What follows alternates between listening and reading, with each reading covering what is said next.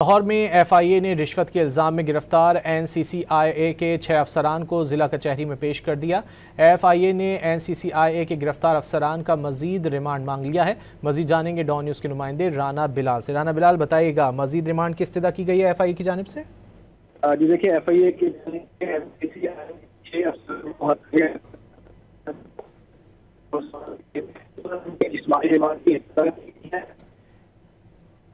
राना बिलाल, आपसे दोबारा रब्ता करने की कोशिश करेंगे। लाहौर में एफआईए ने रिश्वत के इल्ज़ाम में गिरफ्तार एनसीसीआईए के 6 अफसरान को ज़िला कचहरी में पेश कर दिया है। एफआईए ने एनसीसीआईए के गिरफ्तार अफसरान का मजीद रिमांड मांगा है। मजीद जानेंगे राना बिलाल से। राना बिलाल, बताइए। जी, एफआईए मुलज़मान के जिस्मानी रिमांड में तौसीक़ की इस बना से हमने कहा है कि मुलज़मान जिस्मानी रिमांड में मुकम्मल दूसरी जो है।